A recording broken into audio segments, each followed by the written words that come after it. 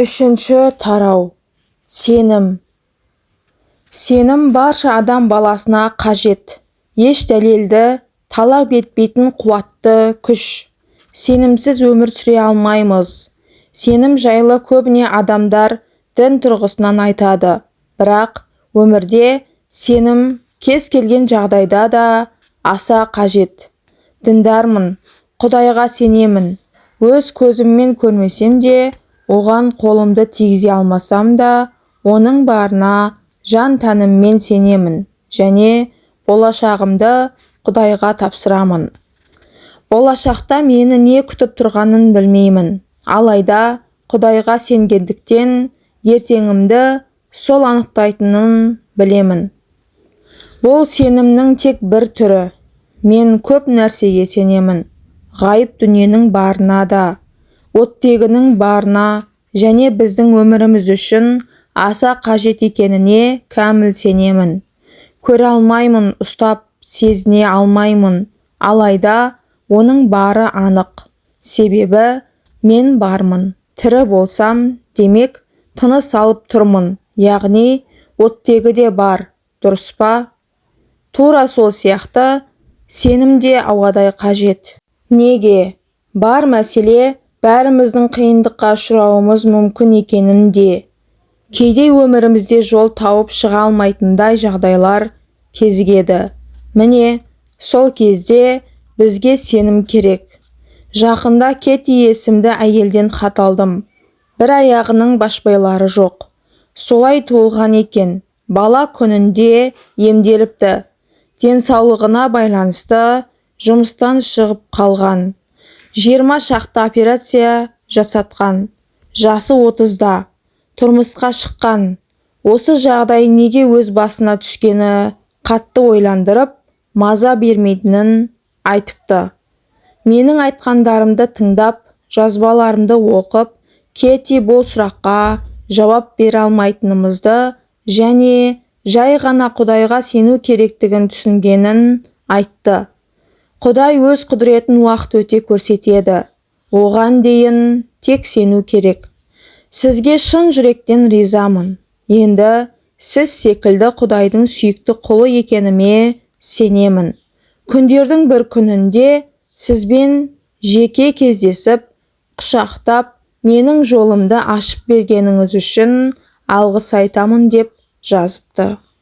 Кети өзі көре алмайтын және түсіне алмайтын ғажайыпқа сенген сәттен бастап бойына ерекше күш бітіп, үміт отын жақты. Сенім деген күш. Шешімін таба алмайтындай көрінетін мәселелерге душар боласыз. Оның шешімін іздеу барысында сенімге үміт артуға тура келеді. Жауабы табылады және қиын күндер артта қалады. Менің сіздерге сенім жайында айтып отырғанымның себебі жақсы күн келетініне толықтай сенген жөн. Нақты дәлелдей алмасам да, нық сеніммен айта аламын. Сеніммен өмір сүрсем, басқаларға қарағанда ақиқатқа әлде қайда жақын боламын. Жыл сайын мыңдаған оқушылардың алдында сөз сөйлеймін. Әр кез өзің көзбен көре алмайтын нәрсеге де сену қажеттігі жайында айтамын. Кейде балақайлар менен қорқып жатады. Неге екенін білмеймін. Бойым олармен бірдей ғой негізі. Сол кезде оларға өз жасыма сай еместігімді, тым кішкентай екенімді айтамын. Олар маған үйренгенше әзілдеп, біраз күлдіріп аламын. Тұрпатым оларды қорқытпайтындай болғанда, көп балаларға кішкентай аяғымның ұнап тұрғанын байқаймын.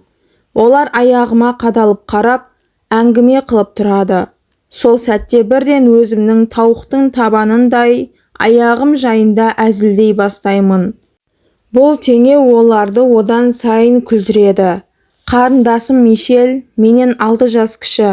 Кішкене аяғымның тауық табанына ұқсайтынын ең алғаш сол байқаған еді. Отбасымызбен жиі саяхаттайтынбыз. Сол кезде мені Мишельді және Ауронды көліктің артына отырғызып қоятын. Көптеген еркектер секілді әкем жолда тоқтағанды ұнатпайтын. Қарнымыз ашқанда анам мен әкеме білдіру үшін жыбырлай бастайтынбыз. Үлкендер сонда да назар аудармаса, әдейі қылжақбастанып бір-бірімізді жеп қоятындай түр танытатынбыз. Сондай саяхаттың бірінде Мишель әзілдеп кішкентай аяғымды жегісі келіп тұрғанын, себебі оның тауықтың табанына ұқсайтынын айтты. Оның сөзіне сол кезде күлдік. Кейін естен шығып кеткен болатын. Бірақ бірнеше жылдан кейін Мишель үйге күшік алып келді. Мен отырсам, ол кішкентай аяғымды тістегісі келетін. Оны қуып жіберсем де қайта-қайта келе беретін. «Көрдің бе?» деді Мишель. «Сенің аяғыңның тауықтың табанына ұқсайтынын тіпті күшік те біледі». Бұл әзіл маған ұнады. Сол кезден бастап мектеп оқушыларына осы әзілді айтып беремін. Оларға кішкентай аяғымды көрсетіп, «Мен де біреу ғана ма?» деп сұраймын. Бұл сұрақ әдетте оларды қатты шатастырады. Олар тек біреуін көріп тұр, негізінде екеу болуы керек қой. Балалардың көбі көзі көргенге сеніп, біреу дейді. Сонда мен оларға оң жағымдағы одан да кішкентай аяғымды көрсетемін. Ол әдетте көзге көріне бермейді. Кейде оны қимылдатып, оқушыларды біраз шошытып аламын. Олар қаша бастайды. Балалардың табиғаты өте қызық. Көзбен көрмесе сенбейді. Одан соң дәл сіздерді сендірген секілді, оларды да шексіз мүмкіндіктер күтіп тұрғанына сендіре бастаймын. Ең бастысы қиындыққа мойымау, ең қиын сәттерде де алға жылжу. Өміріңіз тек көре алатын ғана емес, елестете алатын да дүниеден тұратынын ұмытпаңыз. Нақ осы сезім сенім деп аталады. Күдік. Менің қиялым Құдайдан, оған сенемін. Аяқ қолсыз-ақ өмірімді көркейте алатыныма толық сенімдімін. Мүмкін емес дегенге сенбеңіз. Бәрі мүмкін. Арманыңызға жету үшін қолыңыздан келгеннің бәрін істесеңіз, еңбегіңіз еш кетпейтініне сенімді болыңыз. Кейде сеніміміз, еңбегіміз жемісін бергенге дейін-ақ шындыққа айналып жатады. Бұған 2009 жылы Колумбияға барғанда көзім жетті. 10 күн ішінде 10 қалада кездесу өткізуім керек еді. Уақыт тығыз, ал жол тым ұзақ болған соң, ұйымдастырушылар үлгеру үшін шағын бір ұшақты арнайы дайындап қойған. 8 адам едік. Оның екеуі ұшқыш. Екеуінің де есімі Мигель. Екеуі де ағылшынша мүлде түсінбейді.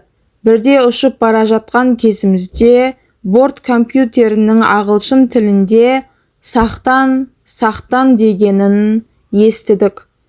Компьютер биіктікті анықтаған кезде құлап бара жатқанымыз белгілі болды. 600 фут, 500 фут, 400 фут. Компьютер ұшқыштарға белгі беріп жатты. Онша қорықпадық, бірақ салондағы атмосфера өзгеріп кетті. Көмекшімнен компьютерлерді бірінші Мигельден екінші Мигель жаққа ауыстыруға болмас пекен деп сұрадым.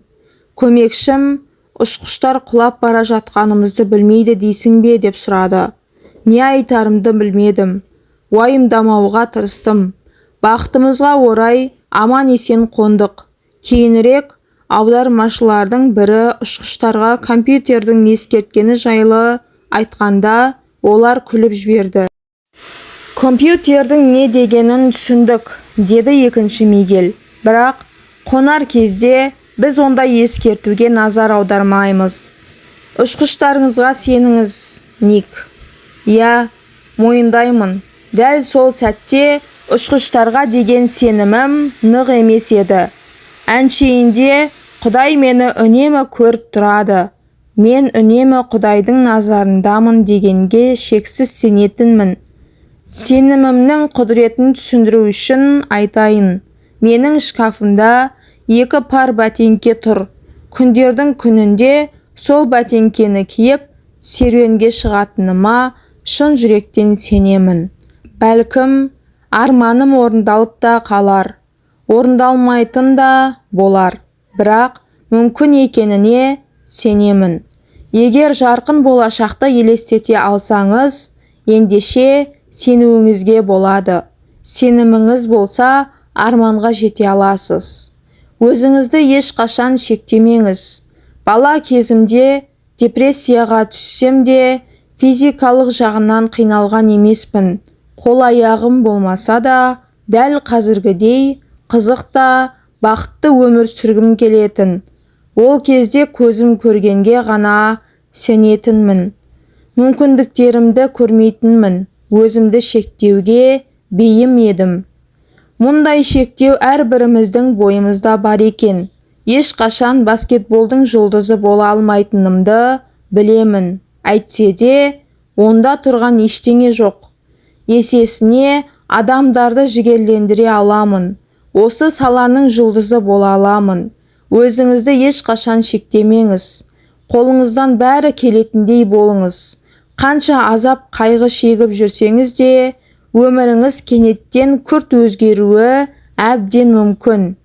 Ғажапқа толы мұндай өзгеріс дәл қазір болмауы мүмкін. Кейде тіпті ғажап өзгерісті елестете де алмайсыз. Бірақ сеніңіз, бәрі жақсы болады. Кейде жеңілістің өзі жеңіске жетелейді. Құрметті тыңдармандарым, видео ұнаса, каналыма тіркеліп, лайк басып, өз ойларыңызды жазып, достарыңызбен бөлісуді ұмытпаңыз. Алланың нұры жаусын баршаңызға.